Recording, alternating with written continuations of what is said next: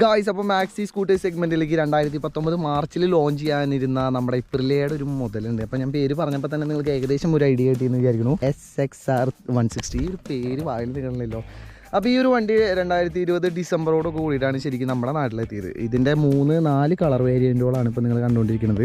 അപ്പോൾ നമ്മുടെ ഇന്നത്തെ ഈ ഒരു വീഡിയോ എന്ന് പറയുന്നത് ഈ ഒരു വണ്ടിയുടെ വിശേഷങ്ങളാണ്. ഒരുപാട് പേരാണ് എനിക്ക് ഇൻസ്റ്റാഗ്രാമിൽ മെസ്സേജ് അയച്ചുകൊണ്ടിരിക്കുന്നത്. അപ്പോൾ ഇന്ന് എന്തായാലും ഈ ഒരു വണ്ടിയെ കുറിച്ചിട്ടുള്ള കൂടുതൽ കാര്യങ്ങൾ നിങ്ങളുടെ മുമ്പിൽ ഷെയർ ചെയ്യാമെന്ന് വിചാരിച്ചു. വണ്ടിയിൽ നിന്നൊക്കെ നോക്കുന്ന സമയത്ത് ഒരു രക്ഷയില്ല കേട്ടോ. ഞാനൊക്കെ ഫോട്ടോയിലൊക്കെ കണ്ട സമയത്ത് ഞാൻ ഇത്രയും ഒരു ഭംഗി ശരിക്കും ഫ്രണ്ടിൽ ഉണ്ടാവും എന്ന് വിചാരിച്ചില്ല. ഇതെന്ന് വെച്ചിട്ടുണ്ടെങ്കിൽ ശരിക്കും ഒരു ബൈക്കിൻ്റെ പോലത്തെ ഒരു ഫീല് നല്ല പോലെ തന്നെ ഉണ്ട്. നിങ്ങൾക്കിപ്പോൾ വീഡിയോയിൽ കാണുമ്പോൾ തന്നെ ഏറെക്കുറെ ഒരു ഐഡിയ കിട്ടിയെന്ന് വിചാരിക്കുന്നു. അപ്പോൾ ആദ്യമേ തന്നെ നമുക്ക് ഡിസൈനിൽ നിന്ന് തുടങ്ങാമല്ലോ. ഡിസൈനിൽ നിന്ന് തുടങ്ങുന്ന സമയത്ത് നമുക്ക് 3 പീസായിട്ടാണ് ശരിക്കും ഇതിൻ്റെ ഹെഡ്ലൈറ്റിൻ്റെ ഒരു സെക്ഷൻ വന്നിട്ടുള്ളത്. 3 പീസ് എന്ന് പറയാൻ പറ്റില്ല, ശരിക്കും 4 പീസായിട്ടാണ് വന്നിട്ടുള്ളത്. നമുക്ക് ഡിമ്മിന് വേണ്ടിയിട്ടുള്ള 2 സെക്ഷൻസാണ് ശരിക്കും അപ്പുറത്തും ഇപ്പുറത്തും വന്നിട്ടുള്ളത്. അതേപോലെ തന്നെ പാസിനും ബ്രൈറ്റിനും വേണ്ടിയിട്ട് സെൻറ്ററിലും നമുക്കൊരു ഹെഡ്ലൈറ്റിൻ്റെ ഒരു സെക്ഷൻ വന്നിട്ടുണ്ട്. DRL ശരിക്കും കവർ ചെയ്യണ തരത്തിൽ, അതായത് ഈ കാണുന്ന ഇവിടെ നിന്ന് ഇങ്ങനെ സ്റ്റാർട്ട് ചെയ്തിട്ട് ഇവിടം വരെ DRL-ആണ്. അതാണ് ഞാൻ പറഞ്ഞത് 4 സെക്ഷനിലായിട്ടാണ് ശരിക്കും ഈ ഒരു ഭാഗം കൊടുത്തിട്ടുള്ളത്. വേണമെങ്കിൽ നമുക്ക് ഇൻഡിക്കേറ്ററിൻ്റെ ഭാഗം എടുത്ത് നോക്കുന്ന സമയത്ത് ഇൻഡിക്കേറ്റർ ഇവിടെ വന്നിട്ടുണ്ട്. അങ്ങനെ വരുന്ന സമയത്ത് നമുക്ക് വേണമെങ്കിൽ 5 സെക്ഷൻ എന്ന് പറയാം. അത്രയും സെറ്റപ്പിലാണ് ശരിക്കും ഇതിൻ്റെ ഹെഡ്ലൈറ്റിൻ്റെ ഡിസൈനും കാര്യങ്ങളൊക്കെ നല്ല രീതിയിലുള്ള ഭംഗിയും കാര്യങ്ങളൊക്കെ വന്നിട്ടുണ്ട്. അതേപോലെ തന്നെ നല്ല പ്രകാശമുള്ള ഹെഡ്ലൈറ്റ് ആണെന്നാണ് ഇത് ഉപയോഗിച്ചിട്ടുള്ള ഒരു കൂട്ടുകാരൻ എൻ്റെ അടുത്ത് പറഞ്ഞത്. പിന്നെ മുകളിൽ കയറി കഴിഞ്ഞിട്ടുണ്ടെങ്കിൽ ഇതാണ് ഇതിൻ്റെ ആ ഒരു സൈഡിലത്തെ ലുക്കും കാര്യങ്ങളൊക്കെ. ഇവിടെ ചെറിയ ഗ്രാഫിക്സുകൾ വന്നിട്ടുണ്ട്. അതേപോലെ ഈ ഗ്രേ കളർ കാണുന്നതൊക്കെ ഗ്രാഫിക്സും കാര്യങ്ങളൊക്കെയാണ്. ഇതെന്ന് വെച്ചിട്ടുണ്ടെങ്കിൽ ഒരു മാറ്റ് ഫിനിഷിലാണ് ശരിക്കും ഡിസൈൻ ചെയ്തിട്ടുള്ളത്. നല്ല രീതിയിലുള്ള ഒരു പ്ലാസ്റ്റിക് ക്വാളിറ്റി ശരിക്കും ഈ വണ്ടിയുടെ വശങ്ങളിൽ എല്ലായിടത്തും തന്നെ ഫീൽ ചെയ്യുന്നുണ്ട്. ഫ്രണ്ടിൽ നമുക്ക് അത്യാവശ്യം നല്ല ലെങ്ത് കൂടിയിട്ടുള്ള ഒരു ടെലിസ്കോപ്പിക് ഫോർക്കും കാര്യങ്ങളൊക്കെ കാണാം. അതേപോലെ തന്നെ ഇതൊക്കെയാണ് ശരിക്കും ഇതിൻ്റെ അലോയിൻ്റെ ആ ഒരു ഡിസൈൻ കാര്യങ്ങളൊക്കെ പുതിയ ഒരു കട്ടിങ് ആണ് കേട്ടോ. നല്ല ഭംഗിയുണ്ട് ശരിക്കും കാണാൻ വേണ്ടിയിട്ട്. എന്ന് വെച്ചാൽ നമുക്ക് ഡയമണ്ട് കട്ട് അലോയി അത്തരത്തിലുള്ള സെറ്റപ്പുകളൊന്നുമല്ല. പിന്നെ MRF-ൻ്റെ പുതിയ ടയേഴ്സ്, പുതിയ പാറ്റേണിലുള്ള ടയേഴ്സും കാര്യങ്ങളൊക്കെ നമുക്ക് നമ്മുടെ പുതിയ ഒരു വണ്ടിയിൽ കാണാം. പിന്നെ ഹോണിൻ്റെ ആ ഒരു ഭാഗം ശരിക്കും ഇവിടെയായിട്ടാണ് ശരിക്കും വന്നിട്ടുള്ളത്. പിന്നെ സൈഡിലേക്ക് വന്നു കഴിയുമ്പോൾ ഇതാണ് ശരിക്കും സൈഡിൽ നിന്ന് മൊത്തത്തിലുള്ള ഒരു ലുക്ക് എന്ന് പറയുന്നത്. നമ്മളിപ്പോൾ ഫോട്ടോയിൽ കാണുന്ന സമയത്ത് വിചാരിക്കും ഭയങ്കര ബൾക്കി ആയിട്ടുള്ള ഒരു വണ്ടിയാണെന്ന്. പക്ഷേ ഒതുക്കുന്നുണ്ട് കേട്ടോ. ഫ്രണ്ട് ഭാഗം മാത്രമാണ് ഭയങ്കരമായിട്ട് അങ്ങോട്ട് വികസിച്ച് നിൽക്കുന്നത്. ബാക്കിലേക്കൊക്കെ വന്നു കഴിയുമ്പോൾ നോർമലായിട്ടുള്ള ഒരു സ്കൂട്ടറിൻ്റെ ഒക്കെ പോലെ തന്നെയാണ് എനിക്ക് തോന്നുന്നത്. ഈ ഒരു ഭാഗങ്ങളിലൊക്കെ ആയിട്ട് നമുക്ക് ഇത്തരത്തിലുള്ള, അതായത് ഇതൊക്കെ ശരിക്കും ഒരു ഗ്ലോസി ഫിനിഷിലാണ് വന്നിട്ടുള്ളത്. ഇത് ഇവിടെയും കാണാം അത്തരത്തിൽ കുറേ കട്ടിങ്ങുകളും കാര്യങ്ങളൊക്കെ വന്നിട്ടുണ്ട്. ഗ്രാഫിക്സ് എന്ന് പറയാൻ മാത്രം ഒരുപാട് ഗ്രാഫിക്സ് കാര്യങ്ങളൊന്നുമില്ല. ആകെ കൂടെ ഈ ഒരു SXR 160 അപ്രിലിയ അത്തരത്തിലുള്ള ചെറിയൊരു ഗ്രാഫിക്സ് മാത്രമാണ് കാണാൻ കഴിയുക. ഈ ഒരു മോഡലിൽ അത് സിൽവർ കളറിലാണ് ശരിക്കും കൊടുത്തിട്ടുള്ളത്. പിന്നെ ഇവിടെ കുറച്ച് എയർ വെൻസും കാര്യങ്ങളൊക്കെ കാണാം. പിന്നെ ഇവിടെ നമുക്ക് പുതിയ ഒരു ഫുഡ് ട്രസ്റ്റും ഈ ഒരു മോഡലിൽ അവതരിപ്പിച്ചിട്ടുണ്ട്. ഇതിൽ എനിക്ക് റബ്ബറിൻ്റെ ആ ഒരു ബുഷിങ് കാര്യങ്ങളൊന്നും കാണാനായിട്ട് കഴിഞ്ഞില്ല കേട്ടോ. നോർമലായിട്ടുള്ള നല്ല ക്വാളിറ്റി, നല്ലൊരു പ്രീമിയം ക്വാളിറ്റിയുള്ള ഒരു ഫുഡ് ട്രസ്റ്റ്. ഈ ഒരു വണ്ടിയുടെ ബാക്ക് വശം എനിക്ക് നല്ല രീതിയിൽ ഇഷ്ടപ്പെട്ടു. അതായത് ടൈലിൻ്റെ ഒരു ഏരിയ എന്ന് പറയുന്നത് നോക്കി നല്ലൊരു ഒതുക്കത്തിൽ നല്ലൊരു ഭംഗിയിലാണ് ശരിക്കും ഇതിൽ കൊടുത്തിട്ടുള്ളത്. ഇവിടെ നമുക്ക് ഫ്രണ്ടിൽ കണ്ട പോലെ തന്നെ നല്ല നീളത്തിലൊരു L ഷേപ്പിൽ, L തന്നെയല്ല പറയാം, 7ൻ്റെ ഒരു ആകൃതിയിൽ ചെറിയൊരു DRL കൊടുത്തിട്ടുണ്ട്. റെഡ് കളറിലാണ് ശരിക്കും ഇതിപ്പോൾ കത്തിക്കൊണ്ടിരിക്കുന്നത്.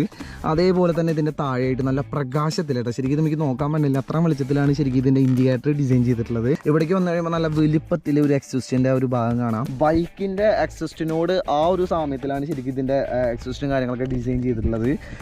എക്സോസ്റ്റ് നല്ല ഭംഗിയുണ്ട് കേട്ടോ. ഈ ഒരു ആംഗിളിൽ നിന്നൊക്കെ നോക്കുന്ന സമയത്ത് നല്ല രീതിയിലാണ് ഇതിൻ്റെ ഒരു ഡിസൈൻ. പിന്നെ ഇപ്പുറത്തെ സൈഡിലേക്ക് വന്നു കഴിയുമ്പോൾ നമുക്ക് ഇവിടെ ഒരു കിക്കർ സ്റ്റാർട്ടും കാര്യങ്ങളൊക്കെ കാണാം. പിന്നെ ഇതിൻ്റെ എഞ്ചിൻ കപ്പാസിറ്റിനെ കുറിച്ചിട്ട് ഞാൻ പറഞ്ഞില്ല അല്ലേ, 160 cc 11 4 സ്ട്രോക്ക് എഞ്ചിനാണ്, 11 bhp, അതേപോലെ തന്നെ 11 Nm ടോർക്കാണ്. 5000-7000 RPM-കളിലായിട്ട് ഈ ഒരു വണ്ടിയുടെ എഞ്ചിനിൽ പ്രൊഡ്യൂസ് ചെയ്യണത്. പിന്നെ ഇതെന്ന് വെച്ചിട്ടുണ്ടെങ്കിൽ നമ്മുടെ എൻഡോർക്കൊക്കെ പോലെ തന്നെ 3 വാൽവോട് കൂടിയിട്ടുള്ള ഒരു എഞ്ചിനാണ്. ഈ ഒരു മോഡലിൽ നമുക്ക് ഫ്യൂൽ ഇഞ്ചക്ഷൻ വന്നിട്ടുണ്ട് കേട്ടോ. അതേപോലെ തന്നെ ഏകദേശം ഒരു 28 മുതൽ 35 ശരിക്കും ഈ ഒരു മോഡലിന് കമ്പനി അവകാശപ്പെടുന്ന മൈലേജ്. ഈ ഒരു കാട്ടി കൂടിയാണ് ശരിക്കും ഞാൻ ഈ ഒരു വണ്ടി ഓടിച്ചുകൊണ്ടുവന്നത്. നല്ല രീതിയിലുള്ള ഒരു ഗ്രൗണ്ട് ക്ലിയറൻസ് എനിക്ക് ഈ ഒരു വണ്ടിയിൽ ഫീൽ ചെയ്തു. ഗ്രൗണ്ട് ക്ലിയറൻസ് പോലെ തന്നെ 129 കിലോഗ്രാമാണ് ഈ ഒരു വണ്ടിയുടെ ഭാരം എന്ന് പറയുന്നത്. അപ്പോൾ അത് വെച്ച് കമ്പയർ ചെയ്യുന്ന സമയത്ത് അത്യാവശ്യം നല്ല രീതിയിലുള്ള ബ്രേക്കിംഗ് കൂടെ ഈ ഒരു വണ്ടിയിൽ കൊടുത്തിട്ടുണ്ട്. സേഫ്റ്റിയുടെ ഭാഗമായിട്ട് സിംഗിൾ ചാനൽ ABS വന്നിട്ടുണ്ട്. അതേപോലെ തന്നെ ഫ്രണ്ടിൽ നമുക്ക് ഡിസ്ക് ബ്രേക്സ് ആണ് വന്നിട്ടുള്ളത്. ഇവിടെ ABS-ൻ്റെ സെൻസർ. ബാക്കിലേക്ക് വന്നു കഴിയുമ്പോൾ അത് ഡ്രം ബ്രേക്ക് ആയിട്ടാണ്. ഡ്രം ബ്രേക്ക് ഇവിടെ ഈ ഒരു സൈഡിലായിട്ട് നമുക്ക് ആ ഒരു ബ്രേക്കും കാര്യങ്ങളൊക്കെ കാണാം. ബാക്കിൽ ഡിസ്ക് ഇല്ലാത്തത് ശരിക്കും ഇപ്പോഴത്തെ വണ്ടികളൊക്കെ വെച്ച് കമ്പയർ ചെയ്യുന്ന സമയത്ത് ഈ ഒരു പ്രൈസ് വെച്ചിട്ട് ചെറിയൊരു പോരായ്മ പോലെ ഫീൽ ചെയ്തു. പിന്നെ ഇതാണ് സീറ്റിൻ്റെ ആ ഒരു ഏരിയ എന്ന് പറയുന്നത്. നല്ല രീതിയിലുള്ള വീതിയും കാര്യങ്ങളൊക്കെ വന്നിട്ടുണ്ട്. നമുക്കാണെങ്കിൽ സിമ്പിളായിട്ട് ട്രിപ്പിളും കാര്യങ്ങളൊക്കെ അടിച്ച് പോകാം. ഒരുപാട് ഹൈറ്റ് കുറഞ്ഞവർക്ക് കുറച്ച് ബുദ്ധിമുട്ടാണ്. ഇപ്പോൾ ഫ്രണ്ടിലിരിക്കുന്ന സമയത്താണെച്ചാലും ബാക്കിലിരിക്കുന്ന സമയത്താണെച്ചാലും ഹൈറ്റ് എന്ന് പറയുന്നത് ഈ ഒരു സീറ്റിന് ഇത്രയും വീതി ഉള്ളതുകൊണ്ട് തന്നെ ചെറിയ തരത്തിൽ ഹൈറ്റ് കുറഞ്ഞവർക്ക് ഒരു ബുദ്ധിമുട്ടുണ്ടാക്കാനുള്ള ഒരു സാധ്യതയുണ്ട്. ബാക്കിലിരിക്കണ ഒരു മസ്റ്റായിട്ടൊന്ന് ശ്രദ്ധിക്കുക. ഇപ്പോൾ പെട്ടെന്നൊക്കെ നിലത്തേക്ക് ഇറങ്ങുന്ന സമയത്ത് നമ്മുടെ ജഗതി മറ്റേ ലോറിയിൽ നിന്ന് ചാടുന്ന പോലത്തെ ഒരു അവസ്ഥ കാര്യങ്ങളൊന്നും ഉണ്ടാവാണ്ടിരിക്കാൻ വേണ്ടിയിട്ടാണ് പറയുന്നത്. സ്റ്റിച്ചിങ് കാര്യങ്ങളൊക്കെ നന്നായിട്ടുണ്ട്. അതേപോലെ തന്നെ നല്ല സോഫ്റ്റ് ആയിട്ടാണ് ശരിക്കും പിടിക്കണം. ഇങ്ങനെ പ്രസ് ചെയ്യുന്ന സമയത്ത് ഇത്തിരി ഹാർഡായിട്ട് ഫീൽ ചെയ്യുന്നുണ്ടെങ്കിലും ഓടിക്കുന്ന സമയത്ത് നല്ല രീതിയിലുള്ള ഒരു കംഫർട്ട് ശരിക്കും ഫീൽ ചെയ്യുന്നുണ്ട്. കണ്ടിന്യൂസ് ആയിട്ട് ഒരു 100-120 കിലോമീറ്റർ ഓടിച്ചാലും വേറെ ബുദ്ധിമുട്ടുണ്ടാവാത്ത രീതിയിലുള്ള ഒരു സീറ്റ് എന്ന് തന്നെ വേണമെങ്കിൽ ഉറപ്പിച്ച് പറയാം. അപ്പോൾ നമ്മൾ നൈസായിട്ട് നമ്മുടെ സീറ്റിൻ്റെ ഏരിയ തുറക്കാണ്. സീറ്റിൻ്റെയാണ് ശരിക്കും ഈ ഒരു ലോക്ക് വന്നിട്ടുള്ളത്. ഇവിടെ നമുക്കൊരു സ്പേസ് ആണ്. ആ ഒരു സ്പേസിൽ ചെറിയൊരു ഹെൽമെറ്റ് വെച്ചിട്ടുണ്ട്. ഇതിനാളും വലിപ്പം കൂടിയിട്ടുള്ള, അതായത് LS2 പോലത്തെ ഹെൽമെറ്റുകളൊക്കെ വിൽക്കാൻ നോക്കിയിട്ടുണ്ടെങ്കിൽ നടക്കില്ല. എന്ന് വെച്ചാൽ അടക്കുന്ന സമയത്ത് ഈ ഒരു സംഭവം തടയാനുണ്ട്. പക്ഷേ ഹാഫ് ഫേസ് അല്ലെങ്കിൽ ഇത്തരത്തിലുള്ള ഹെൽമെറ്റൊക്കെ ഹോൾഡ് ചെയ്യാൻ വേണ്ടിയിട്ട് ചെറിയൊരു സ്പേസും കാര്യങ്ങളൊക്കെ നമുക്ക് വന്നിട്ടുണ്ട്. ആ ഒരു സ്പേസിൻ്റെ കൂടെ നമുക്ക് ചെറിയൊരു ലാമ്പും കൂടെ ഇവിടെ സെറ്റ് ചെയ്തിട്ടുണ്ട് കേട്ടോ, നമ്മുടെ ഗ്ലോ ബോക്സിലൊക്കെ കാണുന്ന പോലെ തന്നെ. പിന്നെ നോർമലായിട്ട് സീറ്റിൻ്റെ ഇപ്പുറത്തെ സൈഡിലൊന്നല്ല ശരിക്കും ഫ്യൂവൽ ഫിൽ ചെയ്യാൻ വേണ്ടിയിട്ടുള്ള ഒരു ഏരിയ വന്നിട്ടുള്ളത്. അത് സീറ്റ് തുറന്നാൽ മാത്രമാണ് ശരിക്കും കാണാൻ കഴിയുക. നല്ലൊരു ഫിനിഷിങ്ങിൽ തന്നെയാണ് ശരിക്കും ഈ ഒരു ഭാഗമൊക്കെ ഡിസൈൻ ചെയ്തിട്ടുള്ളത്. എന്തിൻ്റെ വലിപ്പമല്ല, എൻ്റെ പൊന്നെ നോക്കിയേ, നല്ല രീതിയിലുള്ള വലിപ്പം കാര്യങ്ങളൊക്കെ വന്നിട്ടുണ്ട്. പിന്നെ ഗ്രാബ് റെയിൽ ശരിക്കും ഒരു പ്ലാസ്റ്റിക് പോലത്തെ ഒരു മെറ്റീരിയൽ പോലെയാണ് ഫീൽ ചെയ്യണത്. പക്ഷേ സ്ട്രോങ് ആണ്. നമുക്ക് വേണമെങ്കിൽ അത്യാവശ്യം ലഗേജ് ക്യാരി ചെയ്യാനുള്ള സെറ്റപ്പിന് വേണ്ടിയിട്ടുള്ള ഒരു ഓപ്ഷനും കൂടെ ഈ ഒരു സംഭവം പൊക്കിയിട്ടുണ്ടെങ്കിൽ അതിൻ്റെ ഉള്ളിൽ നിങ്ങൾക്ക് ആ ഒരു ഹുക്കും കാര്യങ്ങളൊക്കെ കാണാം. അത്തരത്തിലുള്ള ഒരു സെറ്റപ്പും കൂടെ ശരിക്കും ഗ്രാബ് റെയിലിൻ്റെ ഭാഗത്ത് വന്നിട്ടുണ്ട്. നല്ലപോലെ തന്നെ പിടിച്ചിരിക്കാനുള്ള ഒരു സ്പേസും കൂടിയുണ്ട്. പിന്നെ അവിടെ പറയാൻ മറന്നു പോയ ഒരു കേസ് എന്ന് വെച്ചിട്ടുണ്ടെങ്കിൽ 7 ലിറ്ററാണ് ഈ ഒരു വണ്ടിയുടെ ടാങ്ക് കപ്പാസിറ്റി എന്ന് പറയുന്നത്. ഇനി അടുത്തായിട്ട് വണ്ടിയിലേക്ക് കയറാനായിട്ട് മുമ്പ് നമുക്ക് ഇവിടെയും കൂടെ ഒരു സ്റ്റോറേജും കൂടെ വന്നിട്ടുണ്ട്. അപ്പോൾ ജസ്റ്റ് ഇതൊന്ന് പ്രസ് ചെയ്തിട്ടുണ്ടെങ്കിൽ നമുക്ക് ഈ ഒരു സ്റ്റോറേജ് തുറക്കാം. അപ്പോൾ ഇവിടെ ചെറിയ തരത്തിൽ മൊബൈൽ കാര്യങ്ങളൊക്കെ ഹോൾഡ് ചെയ്യാം, പേഴ്സൊക്കെ ഇവിടെ വയ്ക്കാം. അതേപോലെ തന്നെ ഇവിടെ ഒരു USB ചാർജിങ് പോർട്ട് വന്നിട്ടുണ്ട്. അപ്പോൾ അത്യാവശ്യം മൊബൈൽ ചാർജ് ചെയ്യാൻ വേണ്ടിയിട്ട് ഈ ഒരു USB ചാർജിങ് പോർട്ട് നമുക്ക് ഉപയോഗിക്കാം. ചെറിയൊരു സ്പേസാണ്. അതേപോലെ തന്നെ ഒരു ഹുക്കും കൂടി ഉണ്ട്, അത്യാവശ്യം സാധനങ്ങളൊക്കെ കൊളത്തിടാൻ. പിന്നെ ഞാൻ ഇതിൻ്റെ കീ ഹോൾഡർ ഇപ്പോൾ തന്നെ കാണിച്ചിട്ടുണ്ടായിരുന്നു. അപ്പോൾ ജസ്റ്റ് നമുക്ക് കീ വന്നിട്ടിട്ട് ഇത് എവിടെ തല വണിച്ചാലാണ് ശരിക്കും ആദ്യം ഓടിക്കണവർക്കൊന്ന് കാണാൻ കഴിയുക. മീറ്ററും കാര്യങ്ങളൊക്കെ കാണാം. അതിന് മുമ്പ് സ്വിച്ച് ഓൺ എടുത്ത് നോക്കുന്ന സമയത്ത് നമുക്കിവിടെ ഒരു സെൽഫ് സ്റ്റാർട്ടിന് വേണ്ടിയിട്ടുള്ള ഡയൽ വന്നിട്ടുണ്ട്. അപ്പോൾ അത് പ്രസ് ചെയ്യുന്ന സമയത്ത് ക്ലച്ച് വെച്ചാൽ ബ്രേക്ക് പിടിക്കുന്നില്ല. ഇതാണ് വണ്ടിയുടെ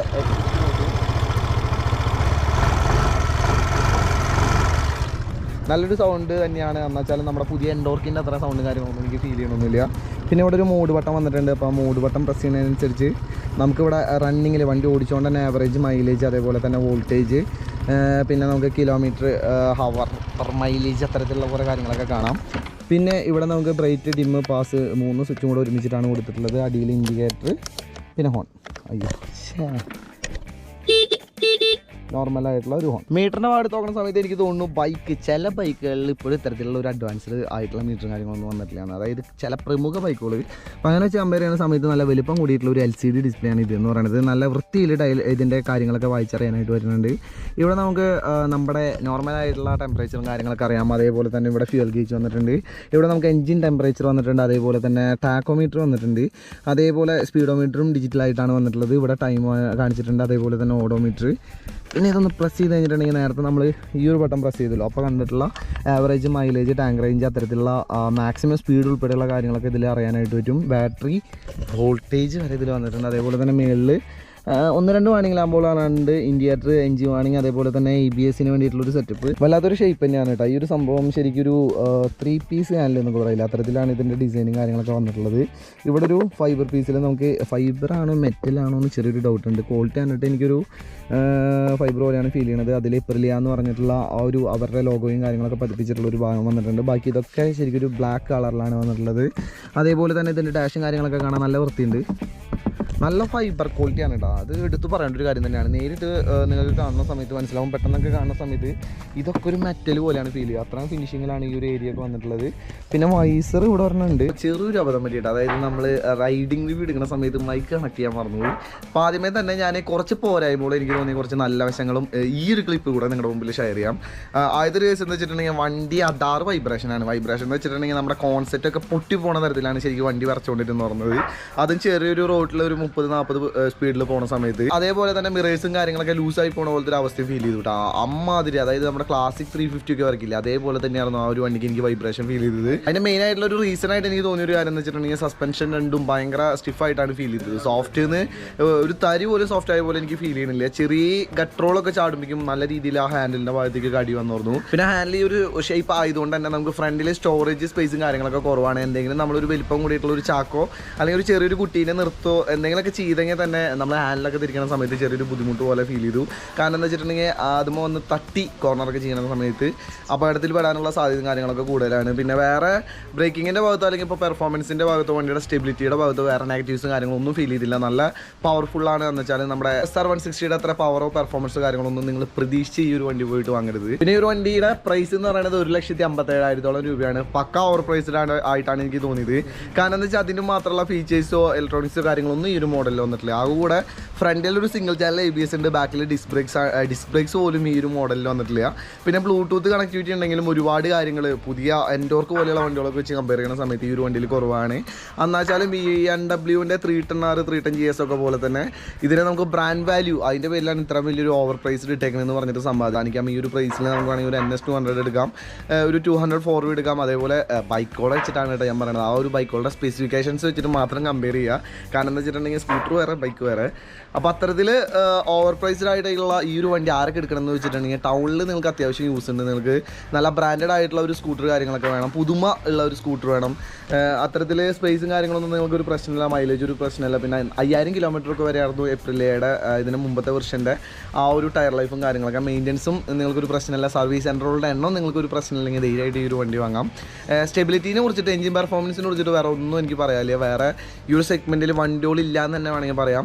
പിന്നെ വൈബ്രേഷനെ കുറിച്ചിട്ടൊക്കെ ഞാൻ സ്റ്റാർട്ടിങ്ങിൽ പറഞ്ഞിട്ടുണ്ടായിരുന്നു. അത്തരത്തിൽ നിങ്ങൾക്ക് വണ്ടി വാങ്ങാൻ പ്ലാൻ ഉണ്ടെങ്കിൽ മസ്റ്റായിട്ട് ടെസ്റ്റ് ഡ്രൈവ് അടിച്ചതിന് ശേഷം മാത്രം ഈ ഒരു വണ്ടി ഓടിക്കുക.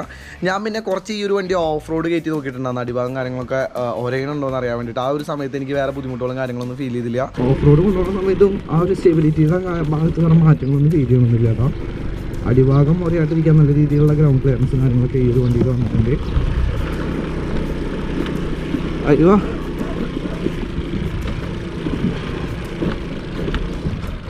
വണ്ടി വളരെ സ്മൂത്തായിട്ടാണ് കയറി പോയിക്കൊണ്ടിരിക്കുന്നത്. വേറെ ബുദ്ധിമുട്ടുകളൊന്നും ഇല്ല കേട്ടോ. എനിക്ക് വേറെ പ്രശ്നങ്ങളൊന്നും ഫീൽ ചെയ്യണമെന്നില്ല. നോർമലായിട്ടുള്ള റോഡിൽ ഓടിക്കാനായിട്ട് സുഖമായിട്ടാണ് ശരിക്കും ഈ ഒരു റോഡിൽ വണ്ടി ഓടിക്കാനായിട്ട് പറ്റണത്. സംഭവം പൊളിച്ച്. ഞാൻ അടിഭാഗം കുറയുന്നതാണ് വിചാരിച്ചത്. കാരണം എന്താ വെച്ചാൽ ഇത്തരത്തിലുള്ള പാറയെ കൂടെ ഓടിക്കുന്ന സമയത്ത് അടിഭാഗം കുറയാനുള്ള സാധ്യത കൂടുതലായിട്ട് ഈ ഒരു വണ്ടിയിൽ ഞാൻ കണ്ടതാണ്.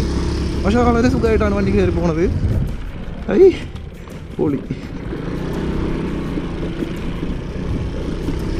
കയറ്റം കയറാൻ പറ്റുമെന്നൊന്ന് നോക്കി നോക്കട്ടെ. എൻ്റെ മോനെ കുത്തനെയുള്ളൊരു കയറ്റാണ് കേട്ടോ കയറി പോയിക്കൊണ്ടിരിക്കുന്നത്. അതെന്തായാലും പൊളിച്ചു വണ്ടി നൈസ്. പിന്നെ ഇതൊക്കെയാണ് ഇവരുടെ ബാക്കിയുള്ള 3 കളർ വേരിയൻറ്റുകൾ. അതായത് അതൊന്ന് അത്തരത്തിൽ 4 കളർ വേരിയൻറ്റുകളായിട്ട് ഈ ഒരു വണ്ടി അവൈലബിൾ ആയിട്ടുണ്ട്. പൈസ കുറഞ്ഞ മോഡൽസും കാര്യങ്ങളൊന്നും ഇതിൽ വന്നിട്ടില്ല. അതായത് ഒറ്റ വക പാക്കറ്റിലെ വേറെ വേരിയൻറ്റുകളും കാര്യങ്ങളൊന്നുമില്ല നമ്മുടെ 160 പോലെ. പിന്നെ ഇതിൻ്റെയും ഭംഗിയും കാര്യങ്ങളൊക്കെ വേറെ ലെവലായിട്ടുണ്ട്. ഗ്രാഫിക്സിനെ കുറിച്ചിട്ട് ഓൾറെഡി പറഞ്ഞിട്ടുണ്ടായിരുന്നു.